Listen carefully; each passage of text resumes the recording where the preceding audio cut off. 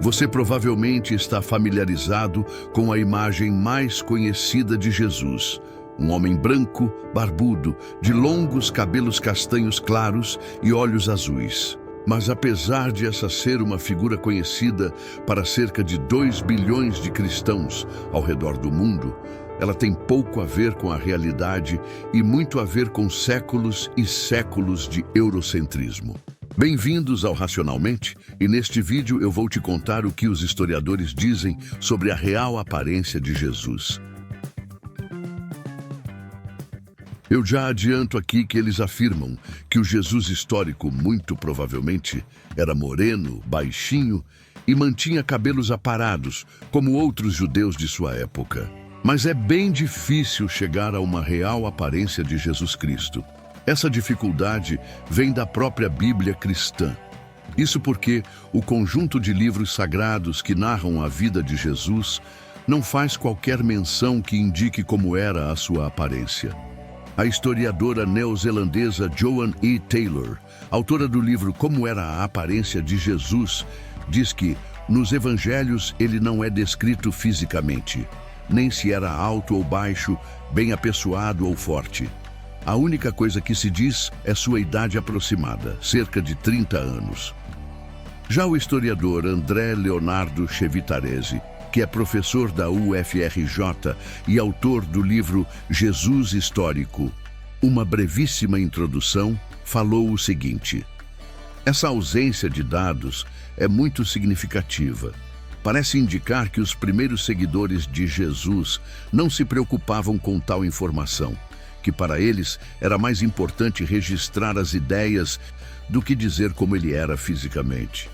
Mas se há tão poucas informações assim, como imagens como esta se tornaram tão famosas? Joan E. Taylor diz que as imagens que se consolidaram ao longo dos séculos procuraram retratar Jesus como uma figura divina, de Filho de Deus, e não o Jesus humano. Esse Jesus barbudo e cabeludo foi surgir na Idade Média, no auge do Império Bizantino. Jesus passou a ser retratado naquela época como uma figura invencível, semelhante fisicamente aos reis e imperadores da época. O sociólogo Francisco Borba Ribeiro Neto, da PUC de São Paulo, diz também que há uma diferença entre a representação de Jesus nas igrejas orientais e ocidentais. Isso porque, na Igreja Católica Oriental, também conhecida como ortodoxa, o ícone de Cristo deve seguir uma série de regras para que a imagem transmita essa outra percepção da realidade de Cristo. A testa, por exemplo, é alta, com rugas que normalmente se agrupam entre os olhos, sugerindo a sabedoria e a capacidade de ver além do mundo material. Além disso, é possível perceber que nas cenas com várias pessoas, Jesus é sempre representado como sendo maior. Isso indica sua ascendência sobre o ser humano normal. E na cruz, ele é representado vivo e na glória, o que já indica a sua ressurreição, afirma o sociólogo. Já no Ocidente, ou na Igreja Católica Apostólica Romana, não existem tais normas. Os artistas que representaram Cristo ao longo dos séculos criaram sua imagem cada um ao seu modo. Abre aspas para o Francisco Borba. Jesus pode ser uma figura doce ou até fofa em muitas imagens barrocas, ou um Cristo sofrido e martirizado como nas obras de Caravaggio ou Goya. Mas dada a falta de evidências vindas da Bíblia e o fato de que o Jesus representado no cristianismo é mais uma figura mítica e divina, fica a pergunta: seria possível chegar a uma conclusão de como era a real aparência de Cristo? Em um documentário feito pela BBC em 2001, o especialista forense Richard Neve tentou chegar a uma figura próxima da realidade. Neve é especialista em reconstruções faciais e utilizou conhecimentos científicos para chegar a essa imagem que você está vendo aí na tela. Ele e sua equipe tiveram como base 3 crânios do século I de antigos habitantes da mesma região onde Jesus teria vivido. e a partir desses crânios, utilizaram modelagem 3D para chegar a uma aproximação de como seria um rosto típico que pode muito bem ter sido o de Jesus. Esqueletos de judeus dessa época mostram que a altura média deles era de 1,60 m. Já o peso era de pouco mais de 50 quilos, e a cor da pele é uma estimativa. Joan E. Taylor chegou a conclusões semelhantes a respeito do que seria a fisionomia de Jesus. Ela nos disse o seguinte: os judeus da época eram biologicamente semelhantes aos judeus iraquianos de hoje em dia. Assim, acredito que ele tinha cabelos de castanho escuros a pretos, olhos castanhos e pele morena.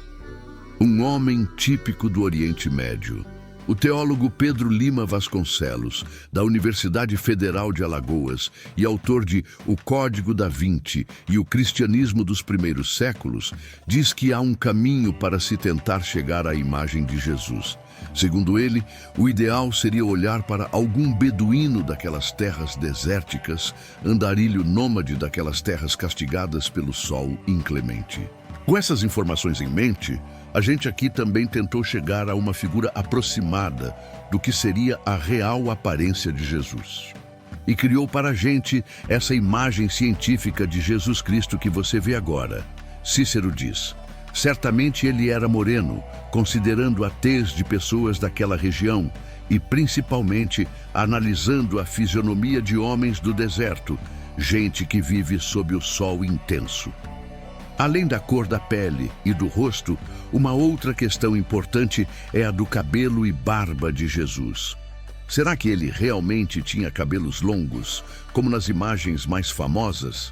Uma dica parece estar na Epístola aos Coríntios, onde Paulo escreve que é uma desonra para o homem ter cabelo comprido, o que indica que o próprio Jesus não tenha tido madeixas longas, como costuma ser retratado.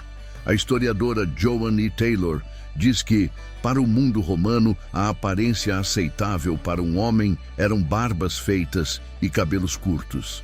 Um filósofo da antiguidade provavelmente tinha cabelo curto e talvez deixasse a barba por fazer. André Leonardo Chevitarese lembra que isso ficou claro nas primeiras iconografias conhecidas de Jesus, que datam do século III. Nelas, ele aparecia como um jovem sem barba e com cabelos curtos. Já a pesquisadora Vilma Stegal de Tomaso, da PUC de São Paulo, também ressalta um ponto importante. Na iconografia da arte cristã primitiva, feita entre os séculos II e V, Cristo aparece de várias formas.